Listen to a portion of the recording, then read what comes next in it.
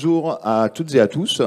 Bienvenue à cette conférence des GECO donc sur le secteur automobile intitulée « Le secteur automobile au défi de l'électrification et de la concurrence chinoise ». Donc, je suis Vincent Vicard. Je suis très heureux d'animer cette table ronde aujourd'hui. Juste avant de commencer, en termes d'organisation et avant de donner la parole à nos intervenants, donc vous pouvez, dans le public ou en ligne, poser des questions que j'aurai sur ma tablette et que je transmettrai à la fin. On gardera une petite demi-heure pour répondre aux questions justement du public. Donc il y a un numéro, vous pouvez envoyer des SMS et il y a un numéro qui s'affiche, que j'ai du mal à lire d'ici, mais qui s'affiche sur les écrans en face de moi, et pour vous, j'imagine, en streaming. Voilà, cela étant dit, donc, nous avons 3 intervenants, mais avant de leur donner la parole et de les présenter, je voulais vous faire une petite introduction sur le secteur automobile pour vous rappeler pourquoi c'est un secteur important pour l'économie, d'un point de vue économique. C'est un objet de tous les jours pour un certain nombre d'entre nous, mais c'est surtout un secteur économique qui est structurant dans différentes dimensions. Qui est structurant en termes d'emploi et en termes économiques, parce que c'est un secteur pour l'emploi et la production industrielle qui est structurant en Europe. Juste pour vous rappeler quelques chiffres, et je pense que c'est toujours important de donner quelques chiffres, pas trop, mais quelques chiffres. Donc, c'est 14 millions d'emplois directs et indirects qui dépendent du secteur automobile, 2,6 millions d'emplois directement dans la fabrication de véhicules, au niveau de véhicules à moteur au niveau européen. Et ça représente un petit peu moins de 10% de l'emploi manufacturier au niveau européen, avec, dans certains pays, notamment en Europe centrale et en Allemagne, une part non négligeable de l'activité manufacturière. Puis par ailleurs, c'est aussi un secteur qui contribue de manière très importante à l'innovation et aux dépenses de recherche et développement, aux dépôts de brevets. Ce sont dans les entreprises au niveau européen qui sont les principales contributrices aux nouveaux brevets. Et donc c'est aussi une des dimensions importantes de l'industrie automobile européenne. Par ailleurs, au-delà de cette dimension structurante qui en fait un secteur qui est vraiment important pour l'économie, c'est aussi un secteur qui est au cœur de la décarbonation de l'économie. Et c'est un des sujets, l'électrification justement, qui est vraiment au cœur de ça. Et juste pour vous redonner les ordres de grandeur, l'automobile, le secteur automobile, l'industrie automobile doit fournir les biens nécessaires à la décarbonation du secteur des transports, qui représente un tiers, en France, presque un tiers des émissions de gaz à effet de serre. Et donc la transition vers le véhicule automobile, vers le véhicule électrique, avec des objectifs extrêmement ambitieux de ce point de vue-là, sur lesquels on reviendra, la fin de la vente de véhicules thermiques dans l'Union européenne en 2035, sur laquelle on reviendra, ça s'inscrit dans les objectifs de décarbonation. Et en fait, cet objectif, il n'est pas pris au hasard, puisque c'est un objectif qui est nécessaire, l'atteinte de cet objectif est nécessaire pour atteindre l'objectif de décarbonation de l'économie à l'horizon 2050, et puis avec toutes les étapes en 2030, en 2035 de normes d'émissions.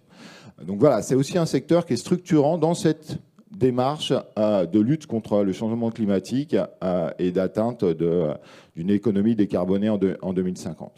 Puis par ailleurs, c'est un secteur qui est soumis à la concurrence d'un nouvel acteur, la Chine, de 2 manières. La Chine, c'est un nouvel acteur en termes, ça a toujours été, enfin depuis un certain nombre d'années, un grand marché de consommation automobile, mais depuis quelques années, c'est devenu un marché d'exportation. Et ça, c'est quelque chose qui est complètement nouveau.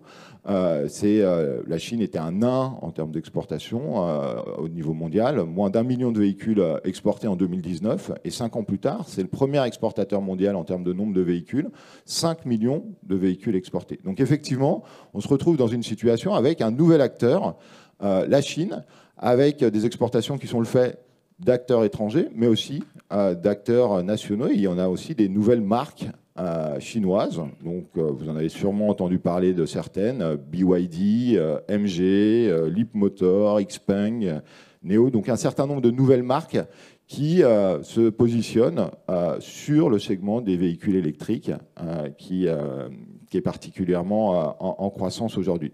De telle sorte que voilà, maintenant sur le marché européen, presque voilà, 1/5 du marché des véhicules électriques est constitué d'importations de Chine en 2023 et un tiers, à peu près entre 7 et 8% d'une part de marché par des marques chinoises.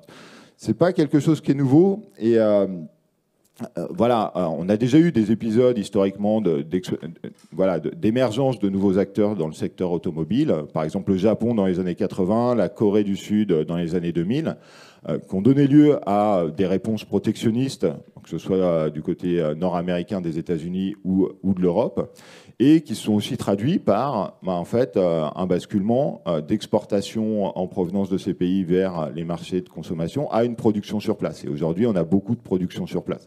Donc la question qui est posée aujourd'hui, c'est dans quelle mesure les producteurs chinois vont aussi suivre le même chemin et produire sur place pour le marché européen.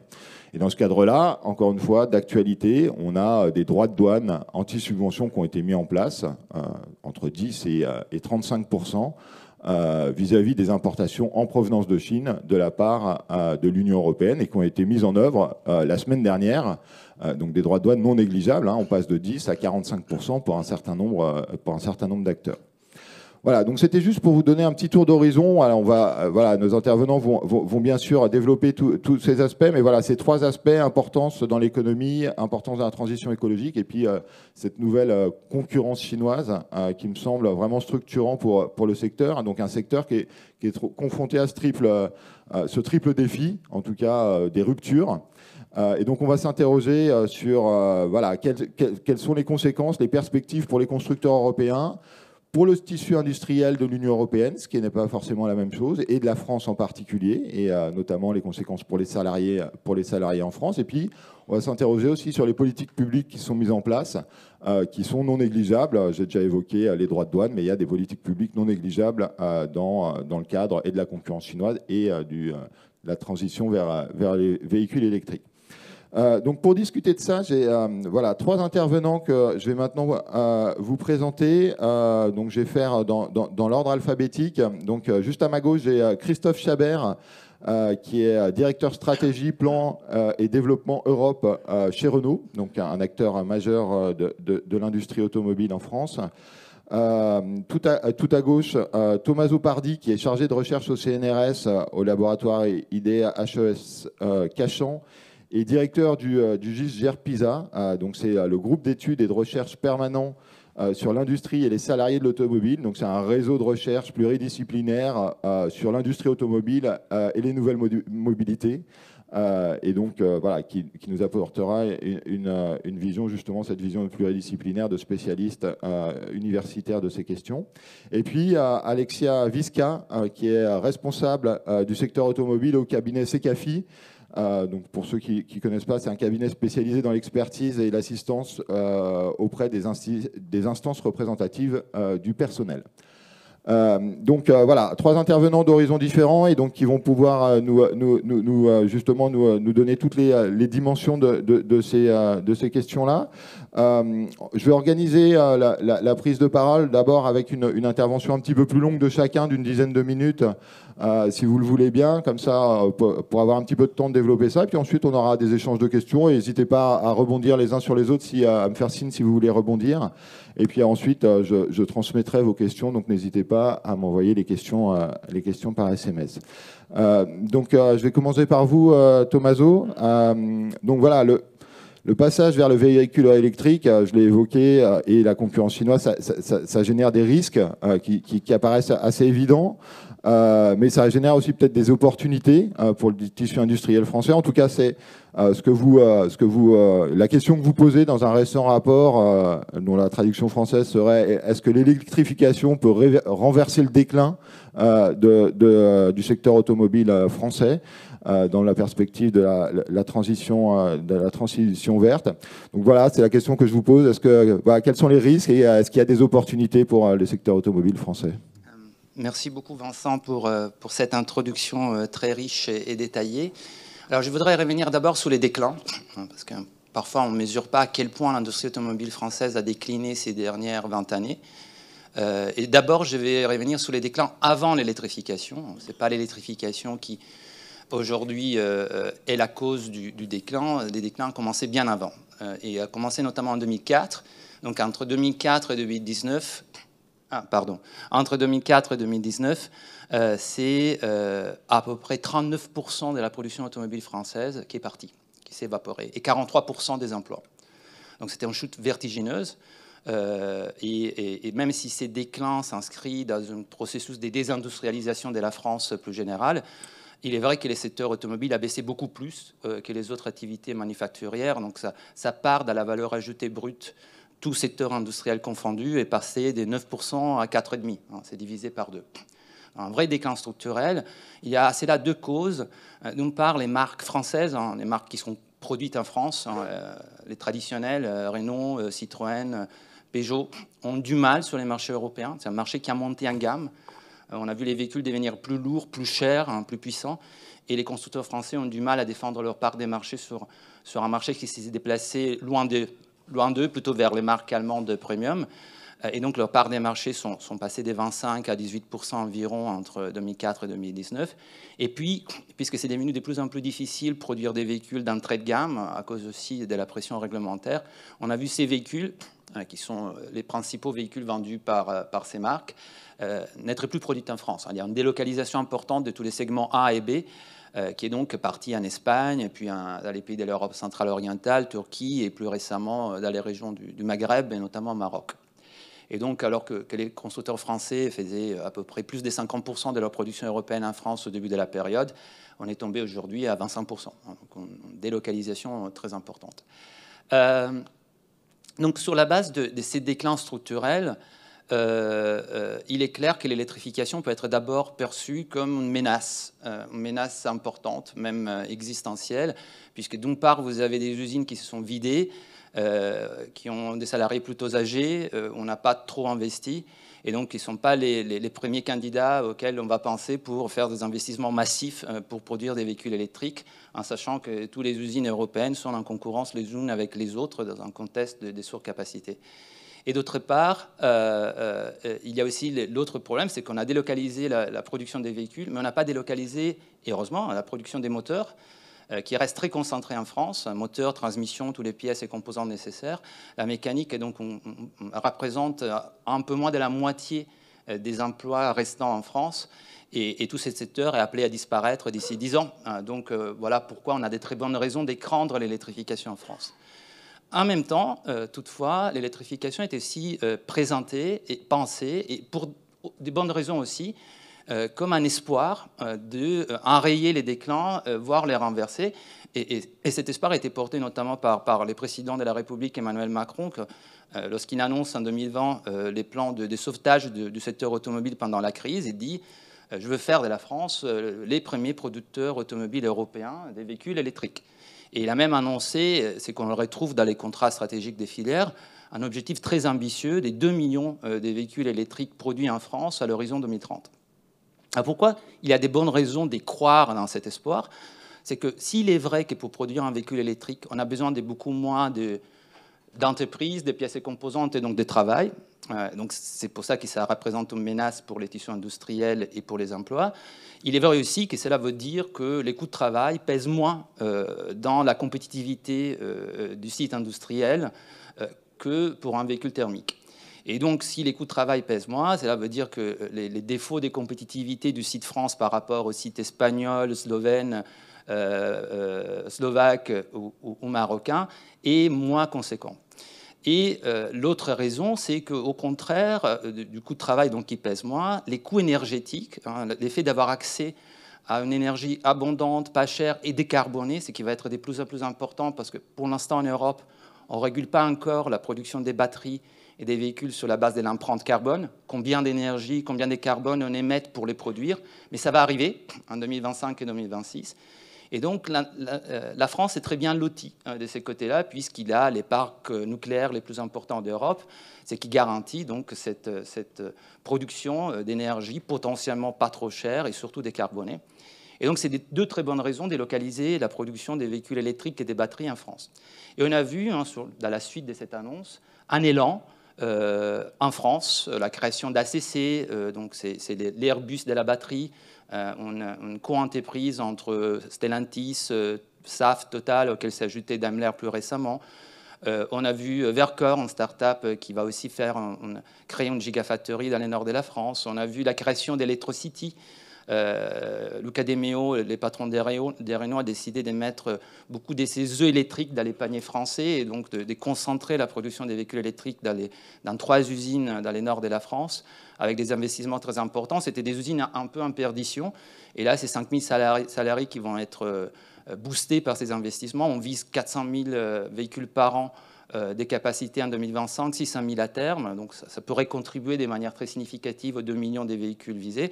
Donc un élan très fort, qui toutefois, pour l'instant, quand on regarde les données entre 2019 et aujourd'hui, ne s'est pas matérialisé par l'inversion attendue. Au contraire, pour l'instant, l'électrification accélère les déclins. Dans un marché européen qui se situe à peu près 20% toujours plus bas qu'en 2019, à cause de l'inflation, à cause aussi des prix très élevés de l'électrique, eh bien, la production française est toujours 40% plus bas qu'en 2019. Donc ça fait beaucoup moins bien que les concurrents. Et quand on regarde la production des véhicules particuliers, ceux qui sont essentiellement électrifiés aujourd'hui, c'est moins 60%. Et donc la France, qui pesait à peu près 10% sur la production européenne des véhicules, aujourd'hui ne pèse que 7%, bien loin derrière l'Allemagne, mais aussi l'Espagne, la République tchèque et la Slovaquie. Et donc, aussi les commerces extérieurs, ça c'est un autre élément. Autrefois, la France avait un surplus commercial important, 10 milliards d'euros au début des années 2000 sous l'automobile. A commencé à être déficitaire au début des années 2010 après la crise financière. Depuis, les déficits ne cessent de se creuser. On avait 15 milliards d'euros de déficit en 2019. On est à 25 milliards d'euros aujourd'hui. Et 10 milliards d'euros de ces déficits, c'est dû aux véhicules électriques. Parce que quand on les importe, c'est des véhicules qui coûtent très cher, donc ils pèsent beaucoup sur la balance commerciale. Et aussi, on en produit toujours très peu en France, 130 000 véhicules produits en 2023. Alors, pourquoi ces déclins, je l'ai un peu expliqué, et pourquoi l'électrique ne l'inverse pas? Et là, mon explication principale, c'est qu'on a en Europe, je l'évoquais au début, un cadre réglementaire qui a poussé les véhicules à devenir toujours plus lourds, plus puissants et plus chers, par des normes techniques, aussi par les normes CO2 qui intègrent des objectifs paramétrés au poids. C'est-à-dire que si moi je suis un constructeur européen, j'ai produit des véhicules plus lourds, j'ai droit à des objectifs CO2 moins exigeants. Et peut-être encore plus important, si je suis un producteur des véhicules légers et je veux alléger mes véhicules pour atteindre mon objectif CO2, je ne peux pas vraiment le faire, parce que si je le fais, mon objectif CO2 devient plus exigeant. Et donc, jusqu'à aujourd'hui, fondamentalement, l'industrie a été amenée à aller vers les haut de gamme. Et avec l'électrification, ça va beaucoup plus vite. Vous prenez des véhicules qui étaient déjà très lourds, très chers et très puissants, vous ajoutez une batterie des 400 kg, 500 kg, vous arrivez à des véhicules qui font 2 tonnes, c'est la moyenne européenne de 2023, et qui coûtent 65 000 euros. Et à ces jeux-là, les constructeurs français sont beaucoup moins équipés que les constructeurs allemands, même si les constructeurs allemands, on les voit, commencent à souffrir aussi. Et en plus de ça, on a les Chinois, on a Tesla. Et donc aujourd'hui, on est dans un moment clé où il s'agit pour moi à la fois de changer ces réglementations pour amener des véhicules plus légers, ce qui ferait un terrain de jeu plus favorable à l'industrie automobile française, et aussi trouver les moyens de négocier cette nouvelle concurrence chinoise, américaine. Merci beaucoup pour tous ces éléments. Donc on voit qu'il y a effectivement voilà, les enjeux de l'électrique, ils se placent dans une dimension de long terme pour l'industrie française. Et il y a des dimensions spécifiques à l'industrie française et l'industrie automobile française. Voilà, on a commencé à aborder la question des normes, et il y a cet horizon à 2035, mais effectivement, il y a aussi tout un horizon de plus court terme sur les normes. Et donc, je me tourne vers vous, Christophe Chabert. Donc, en tant qu'acteur, pour vous, justement, quelle est votre vision d'un constructeur qui est confronté aux enjeux, alors voilà, aux enjeux de la transition vers le véhicule électrique? Et ça, je pense que il y a voilà, cet aspect de long terme de transition à 2035, et puis de court terme où on a aussi beaucoup entendu le renforcement des normes à partir de l'année prochaine, qui est aussi un enjeu. Et puis il y a une deuxième dimension peut-être sur laquelle vous pouvez revenir. On a vu qu'il y avait, voilà, ça a été évoqué par Tommaso Pardi, des restructurations qui avaient déjà eu lieu, et notamment pour Renault avec la filiale Ampère sur les activités électriques. Et donc voilà, l'émergence de ces nouveaux acteurs chinois qui, sur certains segments, ont clairement une avance technologique. Comment ça change l'organisation effectivement des constructeurs et les éventuelles coopérations entre constructeurs et avec les acteurs chinois? Merci. Qui dit vision, dit point de départ et étendue des possibles.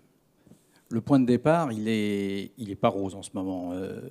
On observe un environnement mondial qui est de plus en plus fragmenté, une volatilité croissante, des rivalités économiques et militaires qui ne vont que s'accentuer avec des évolutions des alliances et une montée du protectionnisme. Tout cela a un impact très important sur nos chaînes de valeur et pas seulement les chaînes d'approvisionnement. Et ça crée de nouvelles dynamiques qu'il faut prendre en compte à la fois dans la définition des axes stratégiques d'une entreprise et dans les opérations, dans l'exécution de tous les jours. Deuxième point, nous avons aussi un environnement, un point de départ qui est caractérisé par des défis auxquels les banques centrales doivent faire face, qui est un environnement de taux d'intérêt encore élevé avec une persistance de l'inflation. Et ça a un impact aussi direct sur la structure de nos marchés. Et donc, ces influences court terme, de point de départ, vont influencer les scénarios prospectifs long terme et les options stratégiques qui seront choisies par les firmes.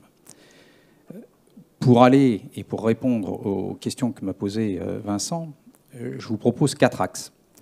Je voudrais d'abord vous parler d'un contexte géoclimatique, de la réglementation, de la technologie et des clients. Parce que sans clients, il n'y a pas de marché.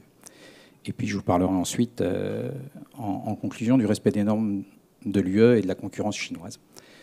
Le contexte géoclimatique, on l'a vu malheureusement encore la semaine dernière, pas très loin de la France, en Espagne. Nous avons et nous observons, j'allais dire depuis le protocole de Kyoto, fin des années 90, on observe des événements climatiques majeurs à une fréquence accrue. Et ces événements climatiques perturbent les chaînes globales de valeur et les chaînes d'approvisionnement et ont un impact direct sur la compétitivité des secteurs automobiles. Mais elles ont aussi des impacts sur les budgets nationaux, de par les catastrophes qu'elles créent, et sur les budgets des ménages, de par, là aussi, les impacts qu'elles causent. Et elles se transmettent au secteur automobile par un effet double, qui sont à la fois les prix et l'appétence à payer des clients. Mais dans ce contexte géoclimatique, on a aussi des clients. Et ces clients, ils ont 2 casquettes. Ils sont à la fois citoyens et consommateurs. Le citoyen, il a compris que le défi climatique est réel. Et en tant que citoyen, il supporte les politiques publiques qui visent à décarboner les activités, au moins en Europe. Mais en tant que consommateur, la question, c'est est-il prêt à payer le prix de ces politiques? Parce que dans une phase de transition, quand vous passez d'une situation A à une situation B, la situation B sera vertueuse, mais la phase de transition, elle est douloureuse. Et donc l'importance, c'est la compétitivité. Tommaso en parlait, je me souviens très bien de la fin de l'année 2008, la faillite de la banque Lehman Brothers en septembre, et la préparation des États généraux de l'automobile à Paris. Il avait été, à l'époque, identifié des écarts de compétitivité ramenés au coût de fabrication par véhicule de plusieurs milliers d'euros. Cette situation, globalement, est inchangée. Les impôts de production sont toujours là, et les écarts et les choix qui sont faits par les pays sur le financement des politiques publiques, d'abord sur le travail et non pas sur la TVA ou les ventes, qui pourraient toucher tous les produits consommés par la population, n'est toujours pas fait. Après le contexte géoclimatique, je vous ai dit que je voulais vous parler de la réglementation. Alors, la réglementation, c'est un défi. Je vous rappelle que c'est une décision du Conseil de l'Union fin 23 qui a décidé d'appliquer des tarifs compensateurs. Enfin, c'était même 29 octobre. Le 29 octobre, on a eu cette décision. Et on a une décision de bannir les moteurs thermiques à l'horizon 2035. Alors, un point quand même, c'est très bien d'être vertueux, j'ai aucun souci là-dessus, et ça fait l'honneur de l'Union européenne. Mais je vous rappelle que les pays qui ont décidé aujourd'hui de la fin de la commercialisation de véhicules neufs équipés de moteurs thermiques en 2035, il y en a 3. Il y a l'Union européenne, le Royaume-Uni et la Californie.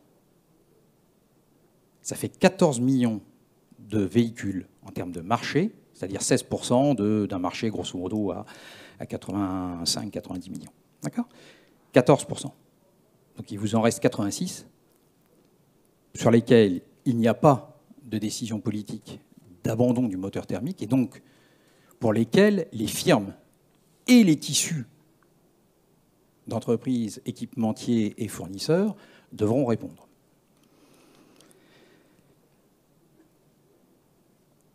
Un point important là-dessus, c'est que la fin, et j'y reviendrai, mais la fin de la vente de ces moteurs thermiques en 2035 s'est accompagnée du choix par le régulateur de la technologie à appliquer. Jusqu'à cette décision,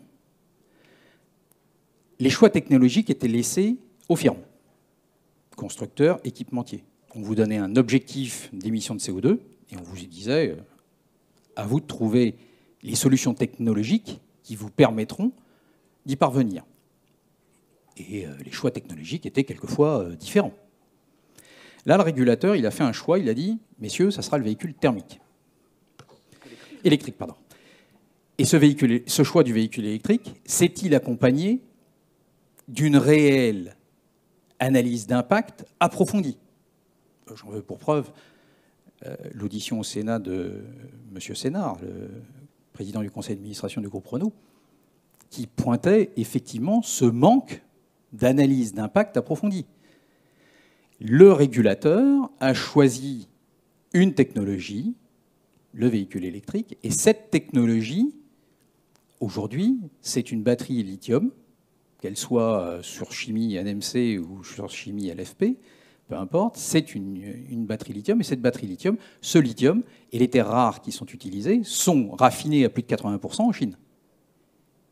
Donc le choix du régulateur a créé des vulnérabilités dans le secteur automobile et chez les constructeurs. Une incidente, des vulnérabilités et pas des risques. Des risques, on en gère tous les jours. Un risque, c'est si jamais mon fournisseur pour ma fourniture lambda a un problème, je me retourne, je trouve un fournisseur lambda prime, je mets du temps pour ressourcer. Si c'est une commodité, ça va un petit peu plus vite. Ça, c'est du risque. Je pars d'un pays A vers un pays B, c'est du risque. On manage. Une vulnérabilité, c'est vous avez une fourniture qui est concentrée. Si cette fourniture-là n'est plus assurée, vous faites face à un souci. Et le choix du régulateur sur le véhicule électrique et donc sur les batteries et donc sur le lithium crée des vulnérabilités. 80% du raffinage se fait en Chine. Qu'est-ce qui se passe si demain matin, vous n'avez plus accès à ces ressources? Le contexte géoclimatique, la réglementation, la technologie. La technologie, un point important. D'aucuns aiment à dire les Américains innovent, les Européens régulent et les Chinois planifient. Je vous parle de ça parce qu'en 2006, la loi s'appelait Renewable Energy Law. En 2006, les Chinois, avec la NDRC, le Comité national de la réforme et du développement, ont édicté des règles. Ils avaient fait un constat, à partir de leur entrée en l'OMC au tournant des années 2000, ils avaient créé un écosystème dans lequel ils obligeaient les constructeurs étrangers à venir avec des JV, dans lesquels ils étaient jamais majoritaires. Et au travers de toutes ces JV, ils en ont eu des dizaines et des dizaines, ils ont constaté qu'ils avaient beaucoup de mal à maîtriser suffisamment le moteur thermique pour pouvoir en créer plus tard, en disposer d'un réel avantage comparatif qui serait unique à la Chine. Donc, 2006, ils édictent cette loi et ils font le choix de l'électrique. Ce que dans les théories, on appelle le leapfrog. Donc, je saute, j'abandonne le thermique et je saute à l'électrique. Mais ils ont planifié. Ils ont planifié. C'est-à-dire qu'il y a eu des politiques de soutien à l'achat, il y a eu des politiques d'internalisation des groupes, il y a eu des politiques de soutien et de subvention importantes à la recherche et au développement, si bien que vous avez des véhicules, un marché électrique qui s'est développé fortement, donc une base de vente et de production importante, donc des amortissements des coûts de R&D importants et des créations de capacités de production pour servir cette demande. Et la situation dont Vincent parlait tout à l'heure, aujourd'hui, c'est celle-là. C'est-à-dire que vous avez un marché chinois qui maintenant est surcapacitaire parce que dès qu'il ralentit, il faut savoir qu'est-ce qu'on fait des véhicules qui sont produits mais qui ne sont pas consommés sur le marché chinois. Or, au début des années 2000, il y avait la triade pour l'automobile. Il y avait les États-Unis, le Japon, l'Europe. Bon, aujourd'hui, il y a la Chine en plus. La Chine ralentit, elle ne sait pas quoi faire de ses véhicules électriques. Donc il reste trois autres marchés. Japon, vous oubliez, donc Amérique Nord, Europe. L'Amérique Nord, vous l'avez vu avec Trump, vous l'avez vu avec le Canada, c'est 100%. Là, on parlait tout à l'heure de droits compensateurs entre 17 et 35. Là, on parle de 100%. Donc le seul endroit où ça va aller, c'est en Europe. Je vais aller vite parce que Vincent vient de me faire remarquer que j'étais un peu en retard. Les clients, ça, je ne veux pas le rater parce que je vais vous en parler. Le client, c'est celui qui décide s'il achète ou s'il n'achète pas. Et aujourd'hui, le véhicule électrique, il a deux freins. Le prix, l'autonomie. Alors, je dirais, il a un frein, le prix, et une anxiété, l'autonomie. Le prix, c'est l'écart de prix qu'il constate pour un véhicule de segment identique entre un moteur thermique et un moteur électrique. Et la responsabilité du secteur automobile, constructeur et équipementier, c'est de parvenir à faire baisser ses prix de telle façon qu'on arrive à cette parité le plus vite possible. L'anxiété de l'autonomie, elle est à la fois rationnelle et illogique. Pourquoi ? Parce que la grande majorité des Européens ne fait pas plus de 30 à 80 km de déplacement par jour. Et je peux vous assurer qu'entre 30 et 80 km de déplacement par jour, le véhicule électrique répond parfaitement à ses besoins. La question se pose quand vous faites des déplacements au-delà de 400 à 500 km, qui sont aujourd'hui les autonomies des véhicules électriques. Et là se pose la question de la disponibilité des réseaux de charge et de la rapidité de ces réseaux de charge. Si vous vous arrêtez une demi-heure ou si vous vous arrêtez 10 minutes, ce ne sera pas la même chose. Mais si vous voulez vous arrêter moins longtemps, il faut des batteries à densité énergétique un peu plus importante, et donc vous trimballerez de la masse supplémentaire. Et comme le disait Tommaso, il n'y a pas si longtemps, rappelez-vous, dans les années 70, on avait des véhicules qui faisaient moins de la tonne. Aujourd'hui, vous avez des véhicules Range Rover, il va bientôt falloir un permis poids lourd pour les conduire. On est à plus de 3 tonnes. Donc le client, il ne faut pas l'oublier, et ce client, il faut lui mettre à disposition des politiques de soutien, d'achat. On est entre une fin de marché thermique et un début de véhicule thermique, on est encore dans la transition. Si vous supprimez les politiques publiques de soutien à l'achat, le marché s'arrête. On l'a vu cette année, ou l'année dernière, enfin cette année, en Allemagne. Arrêt du soutien des politiques publiques à l'achat de véhicules électriques, chute du marché. Donc, ça veut dire que dans un environnement caractérisé par des marges budgétaires contraintes, plus en France qu'en Allemagne, mais vous avez vu cette nuit que le chancelier Olaf Scholz s'est défait de son ministre de l'économie et que la coalition au pouvoir va avoir un petit peu de mal. Il est important de maintenir ces politiques publiques. Je vous parlais de la disponibilité des matières premières et du raffinage. Si je saute à une solution, qu'est-ce qui empêcherait l'Europe de garantir l'approvisionnement en matières raffinées Parce que ça, ce n'est pas un différenciant entre le groupe Volkswagen, le groupe Renault, le groupe Stellantis, j'en parle, c'est de meilleurs. La souveraineté européenne, c'est aussi ça. C'est de réfléchir à comment je peux assurer mon indépendance d'un point de vue technologique pour assurer que mes citoyens, qui sont aussi mes consommateurs, s'y retrouvent à la fin. Juste un point sur les normes UE et la concurrence chinoise, et vous en avez fait mention, je pense que là, il n'y a pas 36 solutions. La solution, c'est innovation, innovation, innovation, innovation. Innovation, c'est de l'innovation technologique, c'est de l'innovation organisationnelle, c'est de l'innovation en termes de gestion de marque, c'est de l'innovation à tous les niveaux. Cette innovation, c'est aujourd'hui le véhicule défini par le logiciel, le fameux SDV, le Software Defined Vehicle, de telle façon que le véhicule soit upgradable et scalable, c'est-à-dire qu'on puisse l'améliorer tout au long de sa vie, donc lui conserver, voire augmenter la valeur de ce véhicule. Et donc, le travail des politiques publiques européennes, c'est de favoriser cet environnement. Et donc, ce qui est important, c'est des politiques publiques qui vont viser à pouvoir fédérer les efforts de recherche, de développement, d'industrialisation. C'est pas quand on sort du labo pour aller dans l'usine, ça prend du temps. Donc recherche, développement et industrialisation, à la fois des bases logicielles et des bases électroniques qui vont permettre ce développement. J'ai été un peu trop long, je m'en excuse. Merci beaucoup pour tous ces éléments très riches. Alors on va revenir sur les aspects, voilà, les politiques publiques et voilà quels sont les éléments les plus importants. Mais avant, bon, je voudrais donner la parole à Alexia Visca. Donc voilà, on a vu, on parle beaucoup aujourd'hui de véhicules électriques et en même temps, ils représentent encore une part limitée des immatriculations. En même temps, on entend beaucoup de cas de plans sociaux chez les sous-traitants notamment.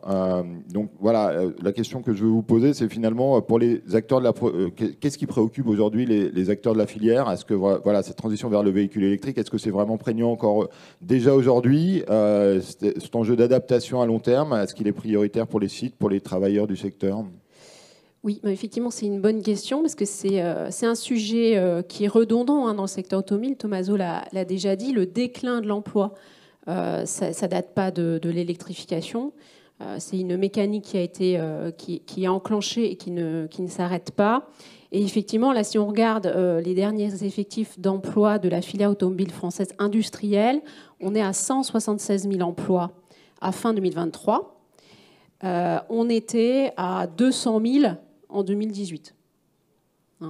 Donc, et entre-temps, on ne vend pas autant d'électriques. Le mix de vente en Europe, il est de 14% aujourd'hui. Donc on a une attrition de l'emploi industriel en France qui est décorrélée de cette électrification. Donc c'est pas l'inducteur majeur de la baisse de l'emploi qu'on observe aujourd'hui en France. Donc, il y a eu des études d'impact sur l'électrification en termes d'emploi. Donc elle date de 2018. Nous, au cabinet, on avait étudié une étude allemande, IELAB 2, qui assez précisément chiffrait le nombre d'emplois par pièce. Et donc, on arrivait à la conclusion que sur la partie powertrain, donc moteur, boîte de vitesse, le besoin main-d'œuvre serait divisé par 3 sur un moteur électrique par rapport à un moteur thermique, si on incluait de l'intégration de valeurs, batterie, composants de puissance qu'on n'avait pas ou peu sur les moteurs thermiques. Donc en fait, ce divisé par 3, c'est un net. Si on ne réindustrialise pas en Europe la batterie et les composants de puissance, on est plutôt à un ratio de divisé par 5. D'où l'intérêt majeur de ne pas freiner ce qui est en train de se construire sur la réindustrialisation des batteries, puisque c'est le premier entrant de l'amortisseur social qu'on avait imaginé et que l'ensemble des politiques européennes avaient imaginé pour ce passage à la transition. Donc, et ça fait le lien avec justement l'assouplissement des normes qui est prôné par un certain nombre de constructeurs, parce que c'est un risque de voir s'échapper cet amortisseur social. Alors, si on prend effectivement toutes ces études de net, hein, c'était la PFA qui avait aussi fait une étude sur les opportunités, donc combien représenterait cette nouvelle chaîne de valeur. C'était 36 000 emplois potentiels en France si on investissait cette nouvelle chaîne de valeur. Dans les gigafactories, dans cette étude de 2018, ça représentait 16 000 emplois sur ces 36 000. Aujourd'hui, avec les annonces des gigafactories annoncées, on est à 4 500 emplois. Donc on ne prend pas le chemin de ce solde net divisé par 3. On a déjà pris énormément de retard sur déjà cette partie gigafactory qui est la plus en avance. Et on a pris du retard parce qu'on est uniquement sur une petite partie de cette chaîne de valeur. On est sur l'assemblage final de cellules, mais on est encore dépendant fortement de pièces, de composants actifs qui viennent de Chine. Donc cette spirale de réindustrialisation, elle est amorcée doucettement. On est encore loin des opportunités promises. Et finalement, chaque assouplissement de normes fait peser le risque de casser cette spirale. Un exemple aussi qu'on a eu récemment sur le recyclage des batteries.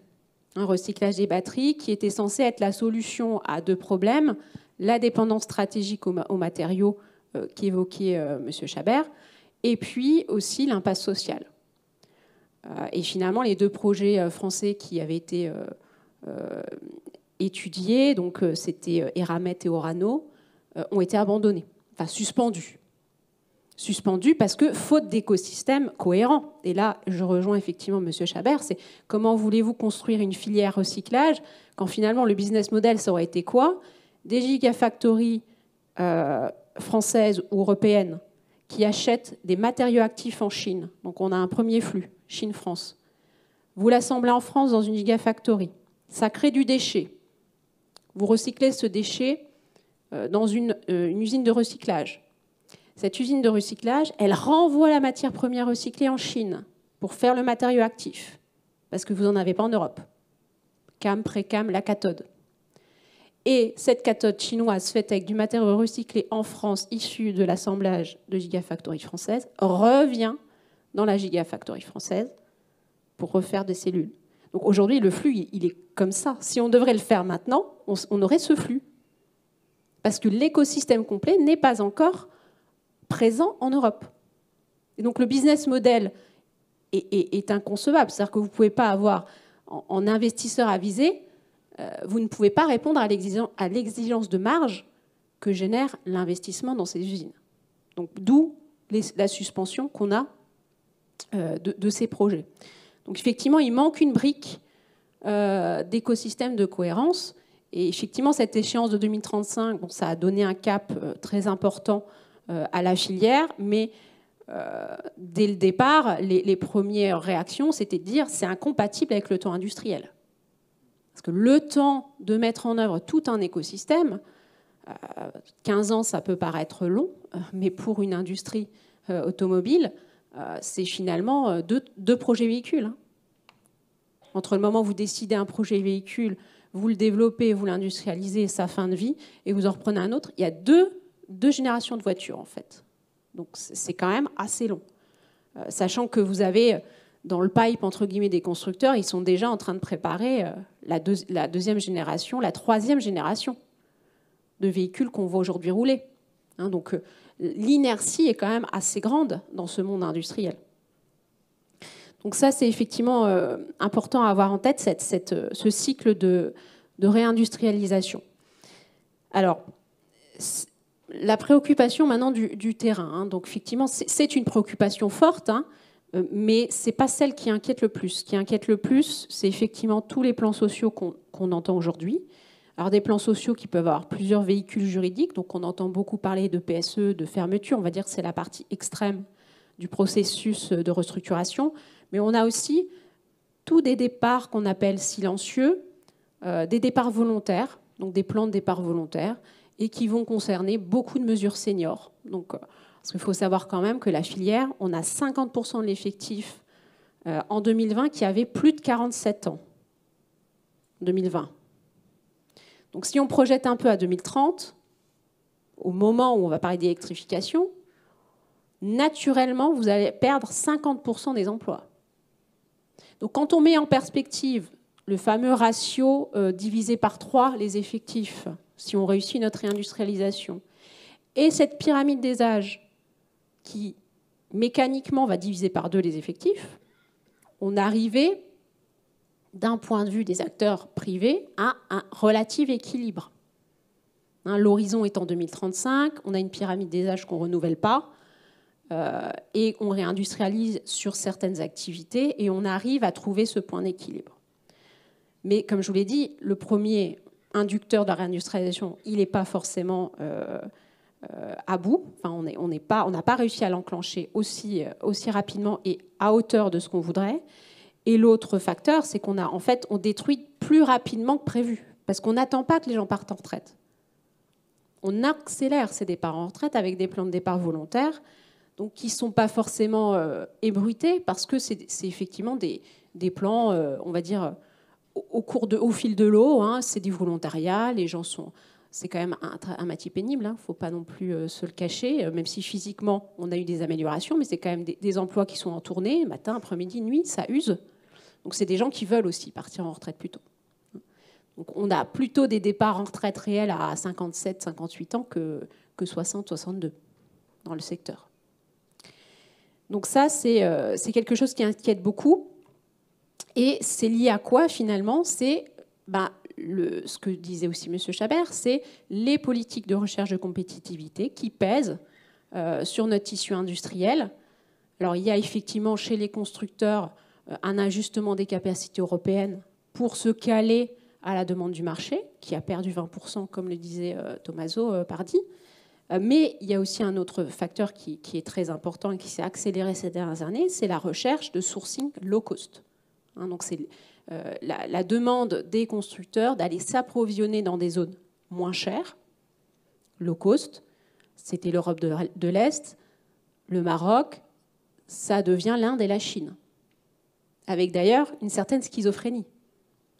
On parle de la peur des marques chinoises à venir s'implanter en Europe, et on demande pour des pièces de commonalité, des pièces de véhicules automobiles, aux sous-traitants d'aller s'installer en Chine ou en prenant des acteurs chinois pour approvisionner des pièces pour l'Europe. Donc on est dans ce paradoxe. Donc, et ça, c'est important. Alors, j'avais retenu quelques chiffres. Le dernier chiffre qu'on avait de public de Renault sur le sourcing low cost, ça date de 2015. C'est un peu vieux. C'était déjà 50% des pièces. Alors, le low cost, effectivement, Maroc, Roumanie, c'était des bases industrielles fortes chez Renault, donc ça jouait fortement. PSA, en 2014, avait publié un objectif de passer de 20% à 40%. Et dernièrement, Stellantis, dans ses publications aux investisseurs, a annoncé vouloir passer à 80% en 2028. Et c'est ces stratégies-là qui impactent aujourd'hui notre tissu industriel. Aujourd'hui, on a des acheteurs qui privilégient à tout prix le sourcing low cost. Et alors, effectivement, il y a des questions de compétitivité, mais ce n'est pas toujours aussi évident à justifier. Mais il y a aussi, comme disait Tommaso Pardi, un vieillissement de notre outil industriel qui n'a pas été entretenu et investi depuis plusieurs années, compte tenu du déclin structurel, et qui fait que chaque nouvel investissement coûte. Et c'est là où on a un déficit aussi de compétitivité, c'est qu'on part de plus loin pour moderniser l'outil. Et ça, c'est assez structurel, effectivement. On ne peut pas rivaliser avec une usine neuve marocaine et nos usines presque centenaires en France qui n'ont pas été modernisées. Donc ça, c'est une volonté, enfin, ça découle de l'histoire, en fait, de notre tissu industriel. Merci beaucoup pour tous ces éléments. Donc, on a eu beaucoup d'éléments très riches. Alors, juste pour vous rappeler, vous pouvez poser des questions donc, au numéro qui s'affiche qui s'affiche derrière, mais avant de relayer les questions, donc soit du public ici, soit des gens en ligne, j'en ai déjà un certain nombre de points que je voudrais que vous voir un petit peu pousser, et notamment Tommaso, vous l'avez un petit peu évoqué sur l'aspect des normes. Il y a un vrai enjeu de normes, et puis il y a un enjeu de passage au véhicule électrique, mais il y a aussi quel véhicule électrique, de quel véhicule électrique on parle. Vous avez parlé du poids des véhicules. Donc voilà, il y a une question qui se pose. Si on remplace tous les véhicules d'aujourd'hui par des SUV qui sont aussi polluants à produire, ça pose des questions en termes d'atteinte de nos objectifs climatiques. Donc voilà, comment on peut orienter la demande et l'offre vers des petits modèles, parce que c'est ça dont on parle, cohérents avec les objectifs climatiques. Alors, on sait que c'est très difficile puisque tous les constructeurs sont en train d'arrêter la production de ces petits modèles les dernières 5 ou 6 années. Comme je l'ai expliqué tout à l'heure, alors, au niveau européen, ces normes sont gérées par différents DG au sein de la Commission européenne. Donc, chacune a en charge une réglementation importante, avec des objectifs ambitieux, 0 mort sur la route 2050, 0 émission de CO2 2035, plus des connectivités, véhicules intelligents, logiciels avec protection des données, moins des bruits, moins des matériaux toxiques, au plus des recyclabilités. Mais les problèmes, c'est qu'on l'a observé, ces DG ne parlent pas entre elles, ils fonctionnent un peu toutes choses égales par ailleurs. Ils font des calculs d'impact assez simplifiés, où ils disent finalement ça ne va pas coûter trop cher aux constructeurs d'avancer vers cet objectif ou vers cet autre, et ça ne va pas amener trop de masse. Et finalement, quand on somme tous ces différents DG et tout ce qu'ils exigent, on observe d'une part que cette exigence réglementaire s'est durcie, aussi parce qu'il y a des groupes de pression qui, pour des très bonnes raisons, veulent avoir des véhicules plus sûrs, moins polluants, etc. Et on aboutit à un véhicule paradoxal, puisque pour beaucoup de ces objectifs, avoir des véhicules plus légers et moins puissants, ce serait la manière la plus rationnelle d'avoir des véhicules plus sûrs. Pour les lois de la physique, quand un gros SUV va impacter un cycliste, un piéton ou un autre véhicule, il va faire beaucoup plus de dommages, et statistiquement, on le voit, il y a beaucoup plus de chances qu'il y ait des morts ou des blessés. Donc avoir un parc plus léger, c'est une manière de protéger la sécurité routière. Or, on comprend bien qu'il faut mettre dans les véhicules des technologies plus avancées pour empêcher les accidents et pour protéger ceux qui sont dans les véhicules en cas d'accident. Mais il faut trouver un équilibre entre ces deux dynamiques. Pareil pour les CO2.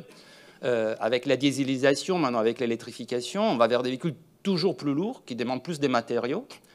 Donc pour les moteurs à essence, c'était un vrai problème, parce qu'un véhicule plus lourd consomme plus d'essence. Donc c'est qu'on gagnait avec les nouvelles technologies, on les perdait en masse et puissance. Donc finalement, on voit qu'en consommation réelle, c'est à peu près stationnaire. En 20 ans, on a réduit de 7-8% en consommation réelle les émissions, donc la consommation et les émissions, alors que l'objectif était de 40%, parce que les véhicules, entre-temps, sont devenus tellement plus gros et plus puissants que ce qu'on a gagné, on l'a perdu de ces côtés-là. Donc il faut retrouver au niveau réglementaire une approche plus holistique et dire quel type de véhicule on veut, de quel type de véhicule on a besoin, et donc réintégrer l'idée que la masse et la puissance moteur qui va aussi affecter la affordability, c'est-à-dire la capacité de tout le monde d'acheter des véhicules neufs, doit être remis au centre de la table pour les véhicules électriques, parce qu'avec les véhicules électriques, on l'a vu, si on électrifie les véhicules thermiques avec les mêmes normes, on arrive à des véhicules impossibles à acheter, mais aussi d'un point de vue des soutenabilités, parce que tous les matériaux qu'on doit mettre dedans, les batteries, etc., c'est pour certains gros SUV électriques faits en Allemagne ou en Chine, la dette carbone, c'est-à-dire l'empreinte carbone de ces véhicules avant d'être utilisés, est tellement importante qu'ils font une dizaine d'années avant que ces véhicules soient effectivement plus verts qu'un véhicule thermique équivalent. Et on n'a pas 10 années à perdre. Et en plus, on l'évoquait, les matériaux nous viennent des Chines, donc si on réduit les besoins des matériaux par véhicule, on est moins vulnérable. On a besoin de moins matériaux pour le même nombre de véhicules. Donc on a urgence de replacer les petits véhicules au centre du marché européen du véhicule électrique, d'autant plus que pour les véhicules électriques, quand vous avez un gros véhicule, il faut une grosse batterie. Il y a pas d'autre. Et la grosse batterie pèse 500 kg supplémentaires. Donc les gros véhicules, vraiment. Donc c'est un cercle vicieux. En plus, avec toutes les réglementations, on sait que chaque kilo ajouté à un véhicule, c'est 800 grammes de poids supplémentaires à cause des réglementations qu'on va mettre sur les véhicules. C'est vraiment un cercle vicieux. Donc il faut le casser. Parce qu'un petit véhicule avec une petite batterie, c'est doublement vertueux, hein, parce que c'est des véhicules dont on a besoin tous les jours, mais c'est aussi un véhicule qui coûte beaucoup, beaucoup moins cher et qui peut, à un coût d'usage, compenser très largement les surcoûts de la batterie. Parce qu'avec un véhicule électrique, vous ne faites pas les plans, ça coûte beaucoup moins cher si vous chargez à la maison. Il peut y avoir des solutions aussi, avec les nouvelles technologies, de vendre l'énergie que vous stockez et donc de compenser les surcoûts du véhicule électrique. C'est un véhicule qui s'use beaucoup moins, qui a besoin de beaucoup moins des coûts de maintenance. Il n'y a pas toute la partie thermique, mécanique, etc. Donc c'est un véhicule qui potentiellement, le coût d'usage est beaucoup plus faible. Si on réduit les tickets d'entrée, il y a beaucoup de ménages qui trouveraient en fait un intérêt, surtout ceux qui roulent beaucoup et de manière fréquente et pas sur des longues distances. Un petit véhicule à faible autonomie, à un prix très abordable, pourrait être une solution. Mais il faut repenser tous les cadres réglementaires pour ces véhicules-là. Et donc c'est une proposition qu'on a fait récemment dans un rapport qu'on a publié dans les actes de GRPISA, de réintroduire, comme on l'a au Japon, une catégorie spécifique hein, qu'on limiterait en masse, en puissance, et qui serait réglementée ainsi, ce qui permettrait aux régulateurs d'avoir en tête que cette catégorie est vertueuse et qu'il faut être protégée, et aussi permettrait aux États de réorienter toutes ces politiques de soutien vers ces véhicules-là, comme on le fait au Japon. Au Japon, les K-Cars, hein, c'est l'exemple qu'on a pris, que c'est des véhicules qui sont limités en puissance, en dimension, et qui coûtent moins de 10 000 euros. Et quand ils sont en version électrique, ils coûtent 15 000 euros, donc qui restent abordables. Sont des véhicules qui sont subventionnés par les politiques fiscales, par les politiques d'aménagement du territoire, par les politiques des transports, et qui ne sont pas des véhicules urbains, hein, contrairement aux idées reçues. En fait, ce sont des véhicules qui sont très répandus en milieu rural, dans les petites villes, là où il n'y a pas de transports publics, pour des ménages aux revenus faibles. Et donc, c'est les véhicules qui viendraient remplacer en Europe les vieux véhicules d'occasion que tout le monde a. Et ça, c'est un gros problème. On a 280 millions de véhicules d'occasion très vieux en Europe. C'est ça qu'il faut remplacer pour décarboner les transports. Ce n'est pas avec des SUV à 2 tonnes qu'on va y arriver. Et donc, il faut mettre en place des politiques qui vont permettre aux ménages qui ont des vieux véhicules thermiques de passer directement à des petits véhicules électriques où ils gagneraient un coût d'usage, où ils auraient des véhicules mieux dimensionnés aux usages fréquents. Et il faudra aussi penser à une offre des services de mobilité longue distance qui viendrait les compléter. Parce que moi, je ne suis pas persuadé qu'avec un véhicule électrique, il faut les dimensionner, l'équiper pour faire Paris-Marseille. C'est une absurdité. On a les trains pour ça, on a d'autres manières de se déplacer. Il faut repenser la mobilité pour s'habituer à ces nouveaux véhicules qui a des faiblesses en autonomie, mais qui nous permettraient d'avoir des coûts d'usage beaucoup plus faibles et surtout à décarboner les transports. Merci beaucoup. Donc, il y a cet aspect demande, et c'est vrai que j'ai envie de vous interroger un peu tous sur l'aspect offre. Voilà, est-ce qu'on peut produire des petits véhicules en France, les petits véhicules que vous évoquez qui sont particulièrement nécessaires en termes de transition, de décarbonation. Mais avant, Alexia, vous vouliez réagir ? Oui, parce qu'effectivement, ça fait lien aussi à ce que disait M. Chabert, hein, problème de demande ou problème d'offre. On penche quand même beaucoup sur le problème d'offre, sur le développement du véhicule électrique, puisqu'effectivement, il y a quand même assez peu de véhicules peu chers. Hein, il n'y en a pas. Il n'y en a concrètement pas. Je pense que même la MG4, je crois que c'est 23 000 euros ou 25 000 euros. C'est quand même beaucoup plus élevé que ce que le prix moyen du consommateur. Hein. La Dacia Spring, mais qui est fait en Chine. Hein, donc on n'a pas d'offre disponible fait en Europe ou en France qui pourrait répondre à cette demande. Donc effectivement, il y a quand même un problème d'offre. Alors les conditions pour que ce soit vertueux, on a compris que c'était un élément vertueux environnemental, hein, puisque ça permet de répondre au renouvellement du parc et puis de consommer globalement moins de matière. Il faut que ça s'accompagne effectivement d'un cercle vertueux social. Hein, donc effectivement, il faut que ce soit produit en Europe, en France aussi. Et là, on arrive à une demande convergente. C'est-à-dire que ce petit véhicule électrique accessible, c'est une demande globalement des ONG et aussi des organisations syndicales, donc tout l'écosystème de filière, parce que ça répond aux besoins de production locale. Et ça a du sens en termes d'empreinte carbone. Donc, tous les acteurs se demandent finalement ce petit véhicule léger. Il y a une étude récente qui a été faite sur la compétitivité française, et donc sur ce petit véhicule, économiquement, il n'y a pas de justification à ne pas le faire en France, parce qu'on a un écosystème local, on a une demande locale, il y a assez peu d'écart finalement entre notre coût du travail, on va dire, dans nos usines, avec ceux d'Espagne ou d'autres pays, surtout que dans le véhicule électrique, le coût du travail est dilué. Parce que ce qui fait le coût d'un véhicule électrique, c'est sa batterie. Donc la notion de coût main-d'œuvre, elle est secondaire, accessoire. Donc il y a une porte ouverte à cette réindustrialisation de ce petit véhicule, d'autant plus s'il est subventionné ou accompagné de politiques publiques. Merci. Je ne sais pas si Christophe Chabert, vous voulez réagir là-dessus. Alors peut-être en attendant, il me semble qu'on a parlé de...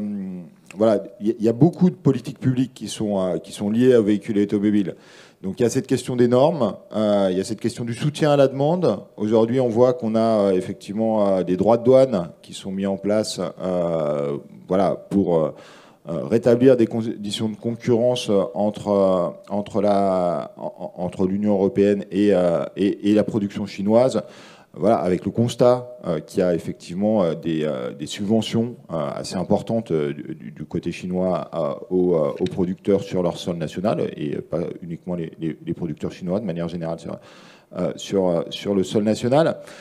Donc peut-être, Christophe, j'aurais envie de vous demander, voilà, dans tout cet éventail de politiques publiques, voilà, est-ce que c'est suffisant dans les différentes dimensions, et puis peut-être, est-ce qu'on a une perspective sur notamment le soutien à la demande? Est-ce qu'on a une perspective de savoir quand est-ce qu'on a une perspective de véhicules électriques qui pourraient, sur les différents segments, qui pourraient être voilà, concurrentiels, moins chers que les véhicules thermiques? En tout cas, voilà, on sait que il y a cette transition, mais quel est l'horizon du soutien à la demande, de la solvabilisation de la demande aussi?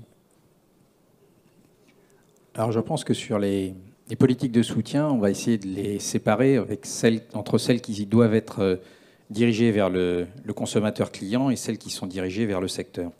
Celles dirigées vers le consommateur client, ce sont des politiques de soutien à l'achat, et celles-là, tant qu'on n'a pas un secteur électrique suffisamment développé, avec une compétitivité suffisamment forte, et donc une parité de prix la plus proche de celle des véhicules thermiques, il faudra la maintenir.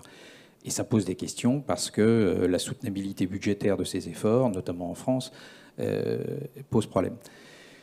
Si on regarde les politiques de soutien public côté secteur automobile, bon, j'ai entendu tout à l'heure des remarques sur le fait qu'effectivement le poids de la batterie, non seulement sa masse, mais le poids de la batterie dans le prix de revient de fabrication étant ce qu'il est, la part de coût de main-d'œuvre dans la valeur ajoutée fait que ça met moins de pression sur le reste. Vous savez, on se bat au centime d'euro près sur un PRF. Donc je ne ferai pas bien cette remarque. On se bat tous les jours, on se bat au centime d'euro près sur un PRF. Donc batterie, pas batterie, et dans la batterie, il y a de la valeur ajoutée. Juste rappeler PRF, ce que ça veut dire. Le prix de revient de fabrication, pardon. Le coût de revient, d'accord, le coût des ventes de ce véhicule. C'est pas la même chose, mais on va faire simple. Bon. Et donc, dans la batterie, vous avez bien évidemment de la matière, mais vous avez aussi une partie de main-d'œuvre, d'assemblage, que ce soit les cellules, les modules, le pack. Un point important aussi, pour rebondir sur ce que disait Tommaso, sur petite voiture abordable. Là aussi, il faut avoir toujours cherché la logique. Une politique publique, elle doit être logique, et elle doit avoir sa propre logique et pouvoir tirer une logique de secteur. On constate, et Tommaso l'a fait, les véhicules sont gros. Ils sont gros parce qu'ils ont beaucoup de batteries, des batteries très puissantes, batterie de 100 kWh, c'est 400 km, donc ça veut dire que quand vous êtes seul dans votre voiture, vous êtes en fait seul avec une vache. C'est ça que ça veut dire. C'est un peu, enfin, je veux dire, c'est un peu surprenant. Donc, mais pourquoi vous êtes comme ça? Parce que si on vous baisse le poids de la batterie. On peut avoir des batteries à 30 kWh avec des autonomies plus faibles. À ce moment-là, soit vous roulez moins et vous rechargez chez vous, et ça va très très bien, soit vous avez besoin de vous déplacer, et à ce moment-là, si vous voulez que ça marche, il faut des recharges, il faut des structures, des réseaux de recharge. Et il faudra des réseaux de recharge rapides pour que vous n'y passiez pas un temps trop important. Et donc là aussi, ça veut dire qu'il faut des politiques de soutien public au développement de ces réseaux de recharge. En France, on est déjà pas trop mal équipé, mais sortez de la France, elle est en Espagne, au Portugal ou en Italie, la situation est drastiquement différente. Donc, pour un Européen, ça veut dire qu'il faut continuer au niveau européen, d'avoir des politiques de soutien à ces réseaux de recharge, à la disponibilité de ces réseaux de recharge et à la qualité de ces réseaux de recharge, notamment en charge rapide. Et c'est grâce à cela qu'on pourra effectivement avoir des véhicules avec des batteries plus faibles en densité énergétique, donc moins lourdes, et donc des véhicules moins lourds, qui abîmeront moins les réseaux routiers et qui répondront à toutes les exigences de décarbonation et de politique publique. Oui, je réagissais effectivement à la remarque sur chaque centime est important dans le coût de revient du véhicule. Ça, effectivement, on le voit, hein, c'est ce qu'on disait, ça fait le lien avec les annonces de réduction d'emploi qu'on voit, et ça justifie un sourcing toujours plus éloigné. Je ferai quand même deux remarques. Aujourd'hui, la transition, elle questionne cette acceptabilité sociale de cet axe stratégique. Je m'explique. Dans les dernières années, effectivement, le secteur automobile n'a jamais autant généré de profits, de dividendes et de rachats d'actions. D'accord ? Donc la valeur pour l'actionnaire et pour les marchés financiers. Et dans le même temps, effectivement, on maintient une pression sur les coûts pour générer de la marge, pour générer du profit. Donc il y a quand même un point de débat qui se pose, c'est est-ce que dans la transition écologique qu'on vit, est-ce qu'on peut durablement maintenir ce en même temps qui pénalise quand même au premier lieu les emplois et notre tissu social. Donc c'est aussi pour ça que je disais, les études mettent en évidence qu'il y a possibilité de rendre compétitive l'industrie française sur un petit segment qui serait celui du véhicule électrique et qui serait subventionné. Mais effectivement, il y a une condition, et qui n'est pas évidente, j'en conviens, c'est les exigences de marge et de profitabilité qu'on y mettrait. Si vous me permettez, qu'on soit bien clair, les exigences de marge, c'est uniquement pour faire face aux investissements qu'il y a à concéder. Un exemple, parlons avec des chiffres. On est dans les années 2000, vous décidez de l'industrialisation d'un groupe motopropulseur, c'est 300 millions d'euros. Vous êtes dans les années 2020, vous décidez d'une gigafactory, 50 gigawattheures, c'est 5 milliards. La gigafactory numéro 6, qui pour le moment est on hold côté Tesla, mais qui était prévue pour le Mexique en 2026, 100 gigawattheures, 10 milliards d'euros. Donc là, il faut juste regarder les choses en face. Les montants d'investissement ne sont plus les mêmes. Donc, si la firme n'est pas plus performante et ne garantit pas suffisamment de retour pour pouvoir financer ses investissements, ce n'est pas la peine de continuer. Alors, répondre sur la question, il y a quand même une problématique de la pression que les marchés financiers exercent sur les entreprises, ça c'est certain. Il y a eu aussi un moment un peu un délire autour de l'électrification. On a vu Tesla qui était évalué en bourse plus que les 10 premiers constructeurs mondiaux, alors qu'ils produisaient 10 fois moins que Toyota. Et donc tout ça a créé des pressions qui sont difficiles à digérer pour les constructeurs. Alors, parfois, on s'est dit, effectivement, ils se mettent plein des pognons dans la poche, ce qui est en partie vrai, mais d'autre part, s'ils ne le font pas, leur évaluation boursière tombe, leur capacité à s'endetter tombe aussi. Les leasing dans l'automobile est très important et la capitalisation boursière d'un constructeur détermine sa capacité à prêter aussi de l'argent aux consommateurs pour pouvoir avoir des véhicules électriques à des prix trop élevés. Donc il y a une problématique qui est, à mon sens, aussi extérieure aux constructeurs et qui relève des institutions financières et de la manière dont vous avez des fonds d'investissement qui sont très présents dans des boîtes comme Renault ou Stellantis et qui exigent les rachats d'actions, qui exigent la rémunération des actionnaires. Et s'ils ne l'obtiennent pas, on a vu avec Stellantis récemment, la valeur boursière tombe. Et on est aussi dans un contexte où on voit les constructeurs chinois, mais aussi les constructeurs européens entre eux, qui guettent l'opportunité d'absorber des concurrents, parce que ça leur permet de restructurer rapidement, de prendre des marques et des réseaux de distribution.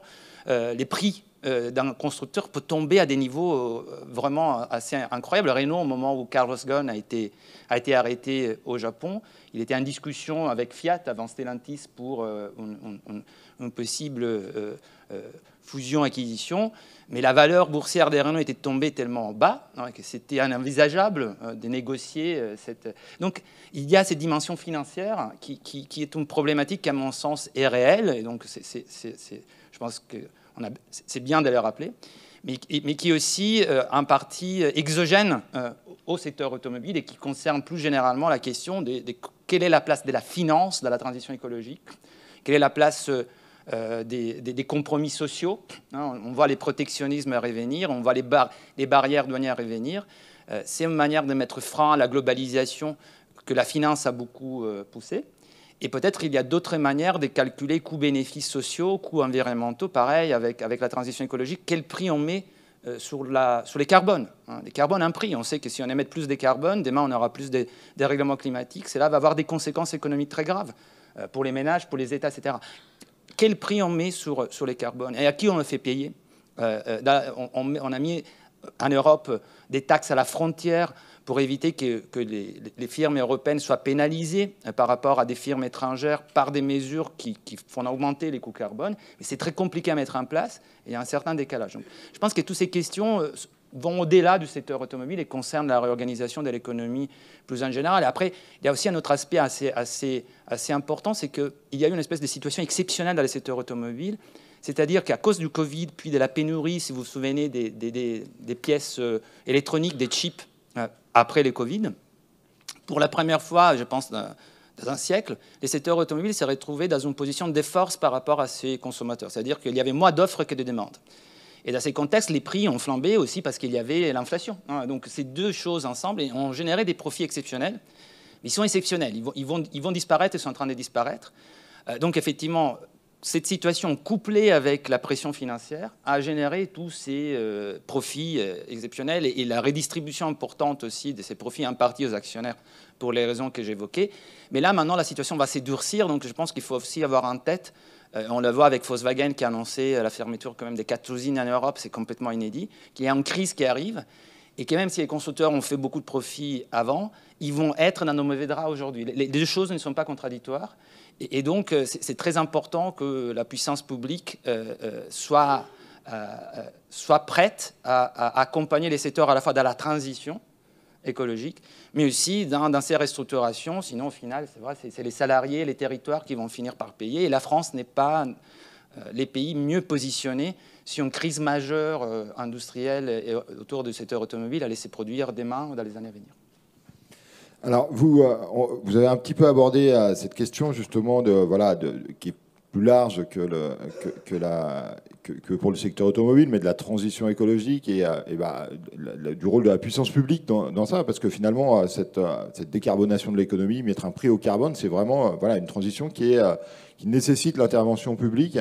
Et donc aujourd'hui, il y a quand même dans le secteur automobile une petite musique qu'on entend sur justement la remise en cause des normes, que ce soit à court terme ou à long terme. Alors on l'entend beaucoup très à droite sur l'échiquier politique, mais pas seulement. Et donc voilà, une question que je voudrais vous poser, je pense à tous les trois, je ne sais pas qui veut prendre la parole en premier là-dessus, mais est-ce que ça réglerait le problème de relâcher les normes à 2035, de revenir sur cet objectif de l'électrique? Est-ce que ça réglerait le problème sur la concurrence chinoise?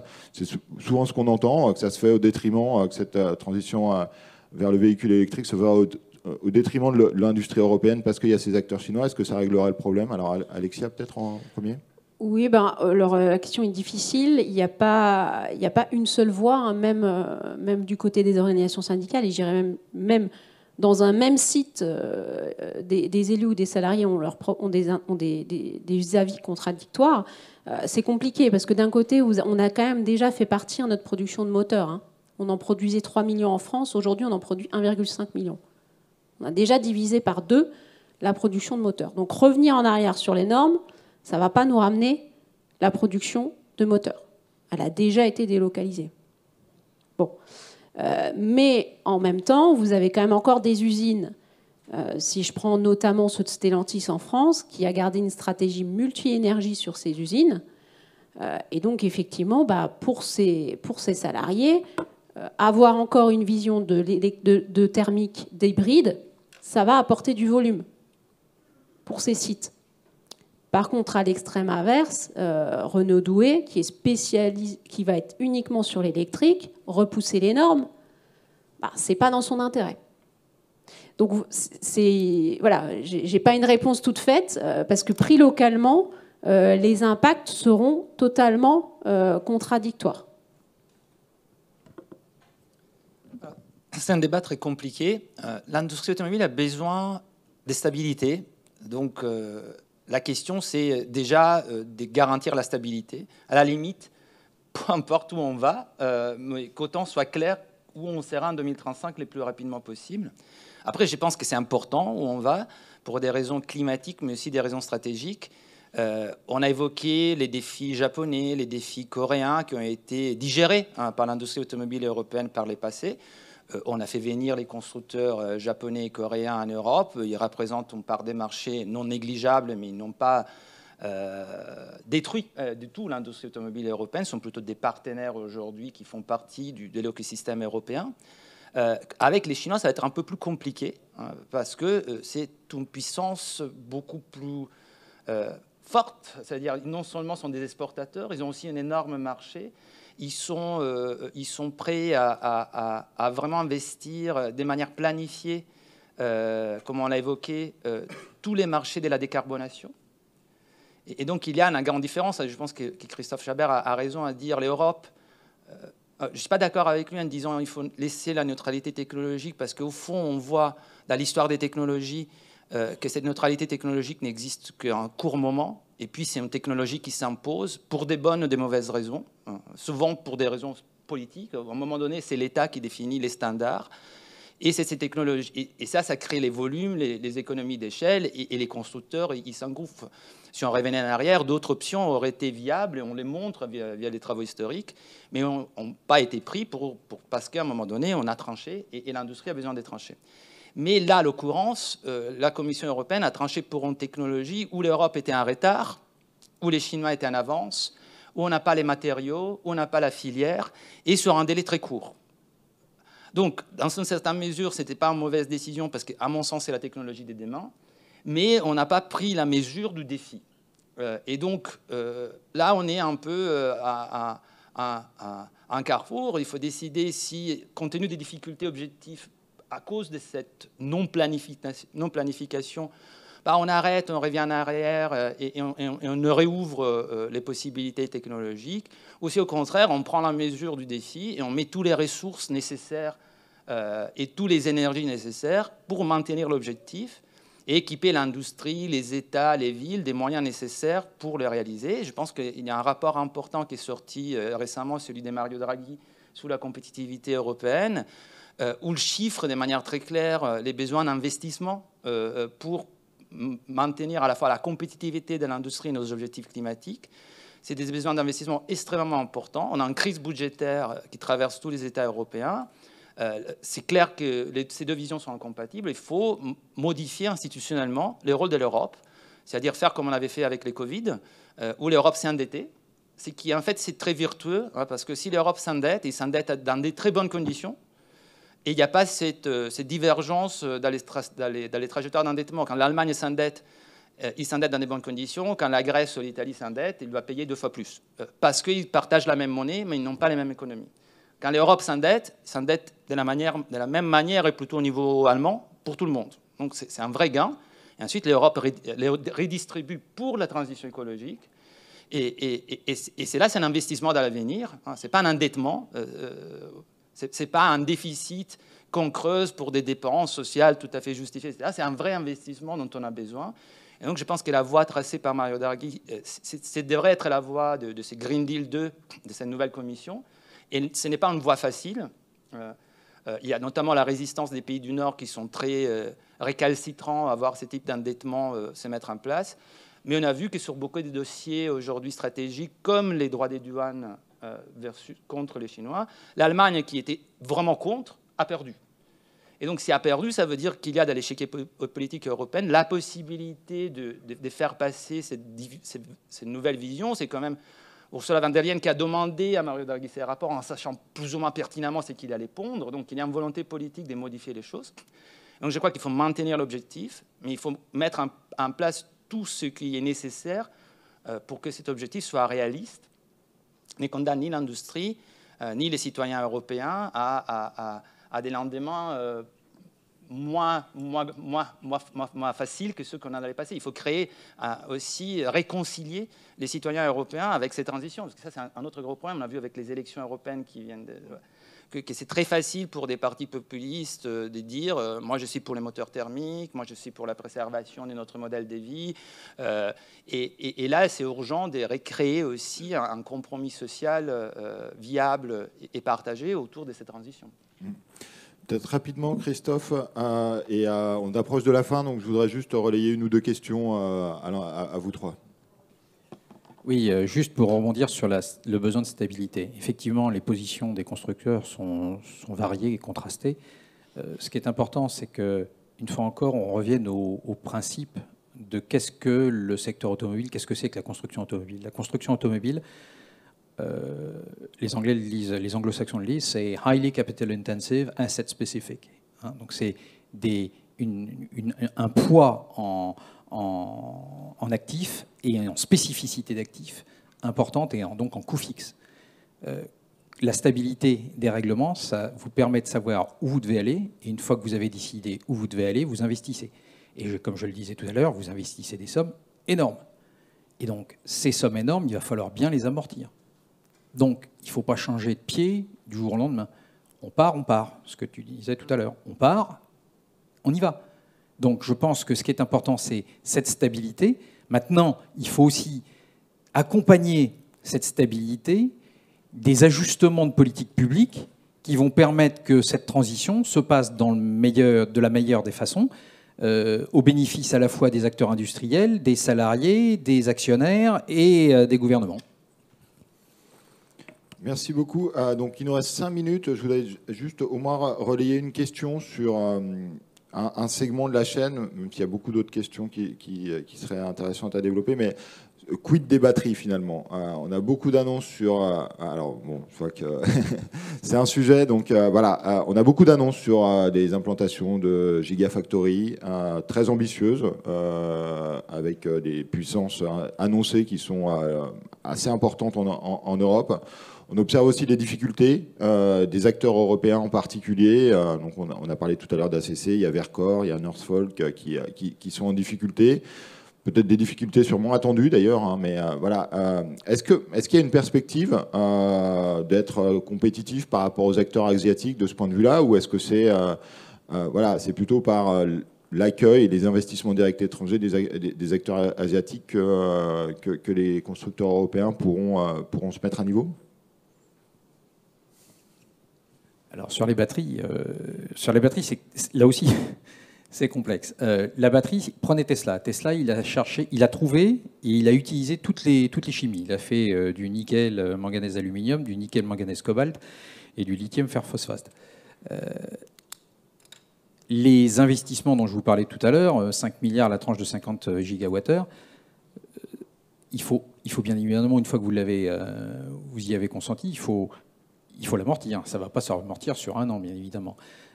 En parallèle de ça, une fois que vous avez pris conscience des vulnérabilités, vous avez des recherches en laboratoire encore aujourd'hui sur des alternatives en chimie, qui soient aussi bien la sodium-ion que la SSB, la batterie solide.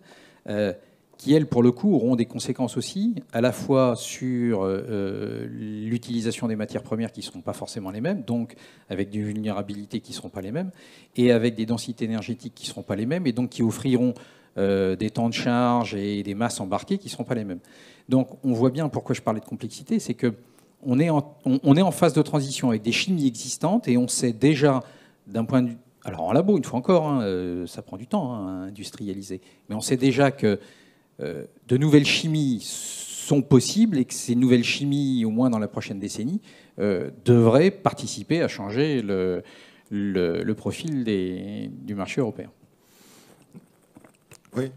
Peut-être sur l'aspect de la réindustrialisation en Europe de cette chaîne de batterie, il y a un doute effectivement qui subsiste parce qu'on a eu quantité d'annonces qui ont émergé. Quand on fait la somme des capacités annoncées et qu'on la compare au marché automobile européen, ça ne matche pas, si vous voulez. Hein. On a des surcapacités à venir sur la batterie qui sont ingérables. Donc ça veut dire quoi? Ça veut dire que tous les projets n'iront pas au bout.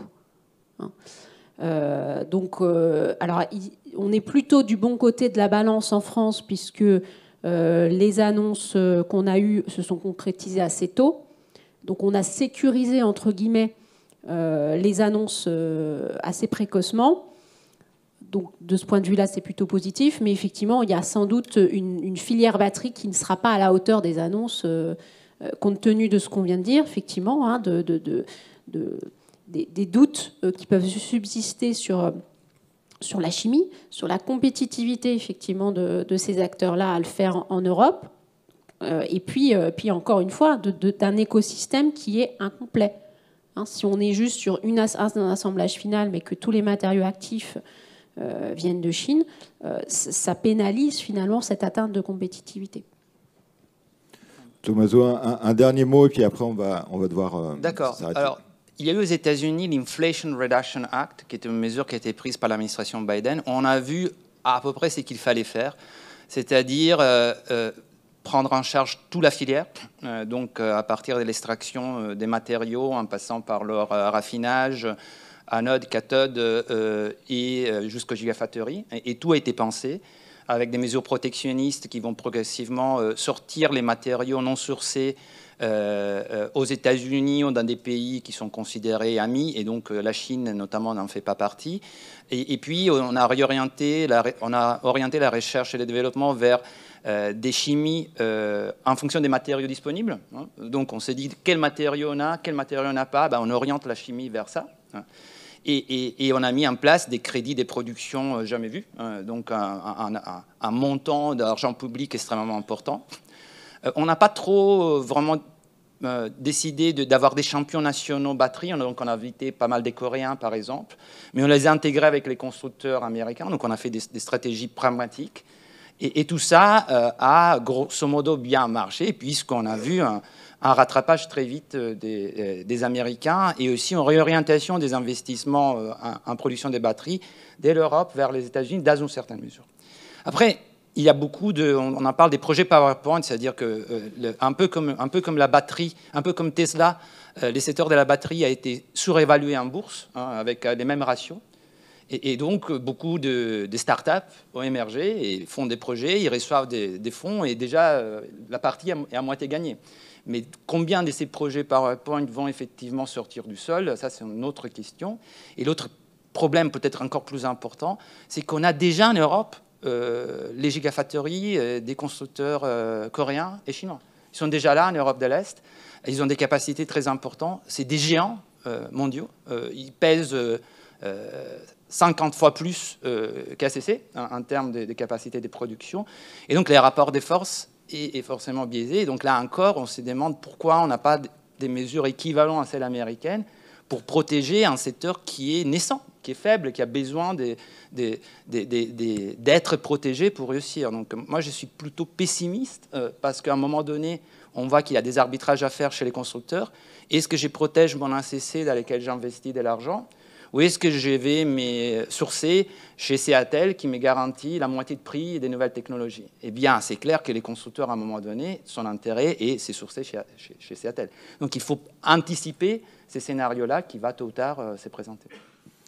Merci beaucoup. On arrive à la fin de cette table ronde. Il y aurait eu beaucoup d'autres sujets que j'aurais voulu aborder et de questions. Mais en tout cas, merci beaucoup à nos 3 intervenants d'être venus. Et je crois qu'on a fait un tour assez complet. On voit que voilà, on est au début d'une longue transition avec des enjeux qui sont assez fondamentaux sur différents segments. Merci beaucoup à tous d'y avoir assisté et au revoir.